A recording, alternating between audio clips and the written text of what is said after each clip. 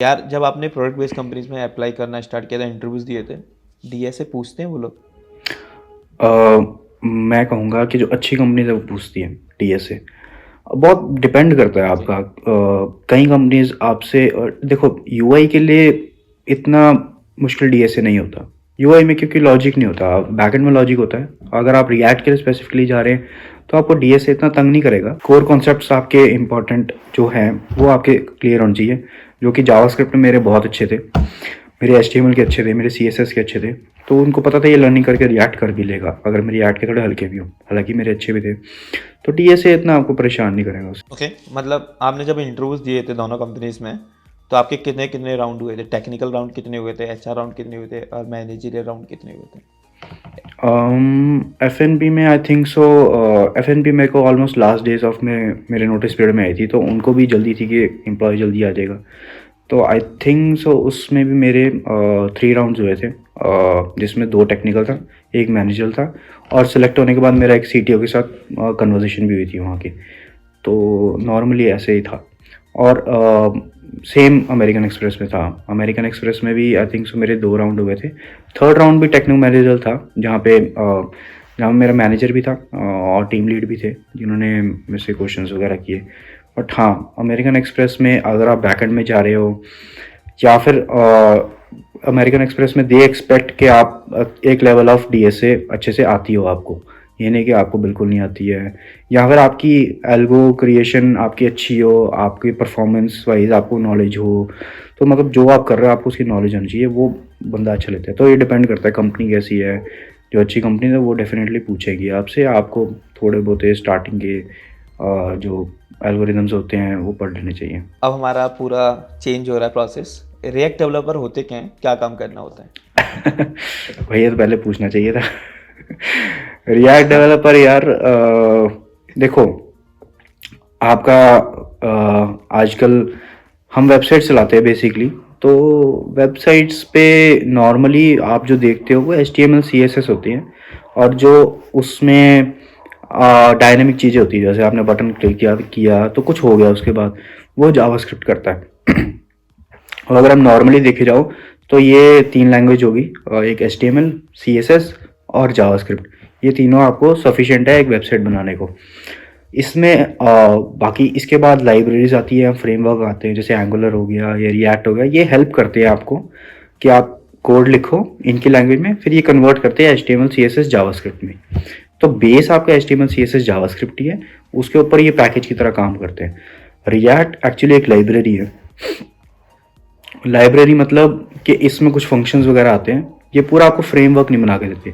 अब फ्रेमवर्क क्या होता है? फ्रेमवर्क बेसिकली होता है कि आपका फोल्डर स्ट्रक्चर मान लो, जिसके अंदर आपकी फोल्डर्स बनेंगे कि ये आपका पब्लिक फोल्डर है जिसके अंदर इमेजेस होगी, ये आपका सोर्स है, इसके अंदर आपके सारे फंक्शंस होंगे। तो ये फ्रेमवर्क नहीं है, ये लाइब्रेरी है रिएक्ट। एंगुलर कंपैरेटिवली एक लाइब्रेरी फ्रेमवर्क था जो पूरा आपको फोल्डर स्ट्रक्चर बना के देता था। अब रिएक्ट के बीच में आप normally without any folder structure आप डायरेक्टली यूज़ कर सकते हो। बट नॉर्मली रिएक्ट डेवलपर जिन्होंने रिएक्ट डेवलप किया है, फेसबुक ऑब्वियसली, उन्होंने एक सी एल आई टूल बनाया हुआ है, कमांड लाइन टूल बनाया हुआ है, जिसको हम क्रिएट रिएक्ट ऐप कहते हैं, जो कि बहुत ईजी है। नॉर्मली अगर किसी यूआई डेवलपर ने शुरू करना है तो क्रिएट रिएक्ट ऐप से शुरू कर सकते हैं। उनका कमांड होता है N P X create react app करके, और उसे ऐप नेम दे दो तो उसे आपको प्रॉपर वो फोल्डर स्ट्रक्चर बना दे देता है। तो ये क्रिएट रिएक्ट ऐप एक फ्रेमवर्क है जो नेसेसरी लाइब्रेरी जिसको डाउनलोड कर देता है आपको उस टाइम पे एन पी एम से। तो उसके बाद अब आपको रिएक्ट क्यों बेनिफिशियल है बाकियों से, क्योंकि फर्स्ट ऑफ ऑल मैंने आपको बता दिया कि रिएक्ट एक लाइब्रेरी है, तो ये ऑब्वियसली फ्रेमवर्क से लाइट वेट रहती है। और क्रिएट रिएक्ट ऐप भी मिनिमल लाइब्रेरीज को इंस्टॉल करती है, तो ये ऑब्वियसली एंगुलर से बहुत लाइट वेट थी। और ये काफ़ी फास्ट है बिकॉज इनके मैनिपुलेशंस होते हैं। अब जावा, जैसे आपको बताया, बटन क्लिक पे कुछ चेंजेस हो रहे हैं। जावास्क्रिप्ट में करने जाओगे आपको बहुत सारे लाइन ऑफ कोड लिखने पड़ेंगे। रिएक्ट उसको थोड़ा इजी बना देता है, और रिएक्ट बैकएंड पे कुछ परफॉर्मेंस ऑप्टिमाइजेशन करता है जिससे आपको ये सब चीज़ें फास्ट हो जाए। फिर रिएक्ट बेसिकली किसी भी रेस्ट एपीआई को यूज़ कर सकते हैं आप रिएक्ट के बीच में, बेस्ड ऑन अदर लाइब्रेरीज। तो रिएक्ट उसमें भी अच्छा है।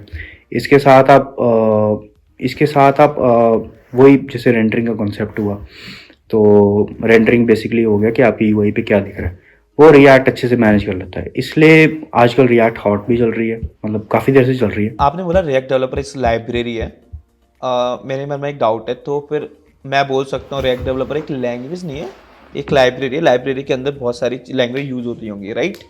हाँ, आपको बताया लैंग्वेज तीन ही है आपके पास, जो आप HTML, H T M L C S S और जावास्क्रिप्ट, ये तीन लैंग्वेज ही है।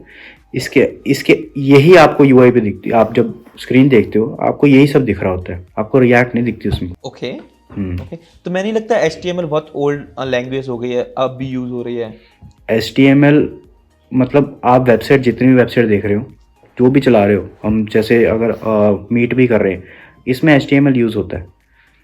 एच टी एम एल के बिना आप देख नहीं सकते। ओके, तुम्हारा बेसिकली काम किस पे रहता है? बैकएंड पे ज़्यादा काम रहता है कि फ्रंट एंड पे काम रहता है? फ्रंट एंड पे रहता है, रिएक्ट वाले मोस्टली यूआई ही बनाते हैं। तो वेबसाइट्स आपको जो दिखती है विजुअल पार्ट, वही रिएक्ट वालों का काम है। और जो बैकएंड में काम कौन करता है फिर उस पे? बैक एंड पे जो काम करते हैं बैक एंड डेवलपर्स, जैसे आपकी लैंग्वेजेस होगी पाइथन, जावा और सी शार्प, ये सब बैक एंड लैंग्वेजेस है। नोड होगी, नोड भी इंटरनली जावास्क्रिप्ट यूज़ करता है, तो जावास्क्रिप्ट एक बैक एंड लैंग्वेज भी है, फ्रंट एंड लैंग्वेज भी है। बट नोड के साथ यूज़ होती है तो वो बैक एंड में काम करती है, रिएक्ट के साथ यूज़ होती है तो फ्रंट एंड में चलती है।